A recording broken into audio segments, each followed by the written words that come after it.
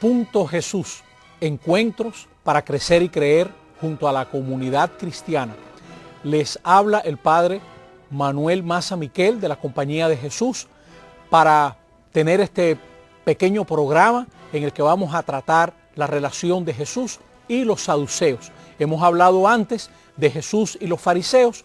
Hoy le vamos a dedicar el programa a Jesús y este grupo que se llamaba los saduceos, porque decían que ellos eran descendientes, seguidores de un sumo sacerdote que había existido en tiempos de David, que se llamaba Sadoc. Pues bien, este grupo que centraba toda su actividad en el templo, le daba mucha importancia al templo como la fuente y la base del culto en Israel.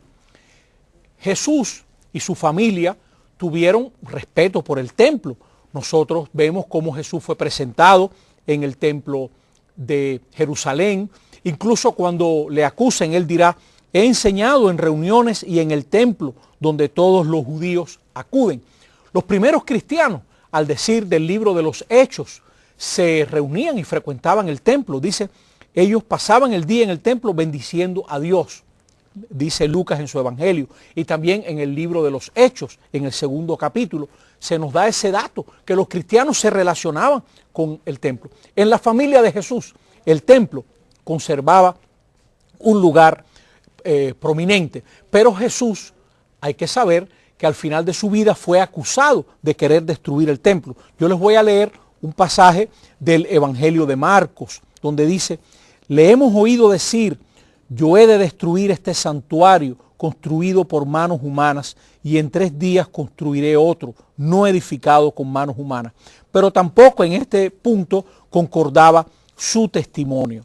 Pues bien, Jesús entró en gran conflicto con los saduceos, porque los saduceos se creían que ellos eran como los guardianes del templo, que el templo era casi su cuidado exclusivo. Al decir de un gran estudioso que ha sido Joaquín Nilka, el grupo de los saduceos estaba formado por los notables y los ricos, los miembros de la familia de los sumos sacerdotes y la aristocracia, aunque no hubiese mucha homogeneidad entre ellos. Pues bien, esta gente que tenía mucha tierra se relacionaron con el invasor romano.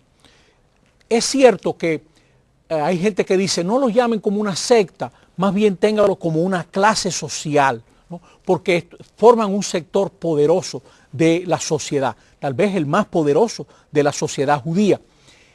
Ellos estaban persuadidos que la santidad de Israel, por ser el pueblo escogido de Dios, estaba relacionada con el templo. Ahí que se daba la santidad de Dios, en todo ese esplendor del templo que Herodes el Grande había reconstruido, en el cual trabajaron miles y miles de obreros para poder reconstruirlo. Pues bien, los saduceos y los sumos sacerdotes van a acusar a Jesús de querer crear un desorden tan grande en Israel, que había el peligro de que vinieran los romanos y destruyeran el templo. Hay un pasaje importante del capítulo 11 del Evangelio de Juan que yo les voy a leer ahora. Empiezo a leer hacia el verso 48, 47. Los sumos sacerdotes y los fariseos reunieron entonces al consejo y dijeron: ¿qué hacemos? Este hombre está haciendo muchos milagros. Si lo dejamos seguir así, todos creerán en él. Entonces vendrán los romanos y nos destruirán el santuario y la nación. Uno de ellos, llamado Caifás, que era sumo sacerdote, aquel año les dijo: no entienden nada. ¿No ves que es mejor que muera uno solo por el pueblo y no que muera toda la nación? No lo dijo por cuenta propia, sino que siendo sumo sacerdote aquel año profetizó que Jesús moriría por la nación. Y no solo por la nación, sino para reunir en la unidad a los hijos de Dios que estaban dispersos. Así, a partir de aquel día, resolvieron darle muerte. Por eso Jesús no estaba públicamente entre los judíos, sino que se marchó a una región próxima al desierto, a un pueblo llamado Efraín, y se quedó allí con sus discípulos. Estaba leyendo el capítulo 11 del Evangelio de Juan. Pues bien, Este grupo de sumos sacerdotes sin duda estaba vinculado al sector de los saduceos, porque ellos estaban interesados, ¿no?, en que el templo funcionase, el templo ejerciese su labor, que el pueblo peregrinase al templo y que cifrase ahí como el centro del el culto, de todo lo que se llevaba a cabo ahí.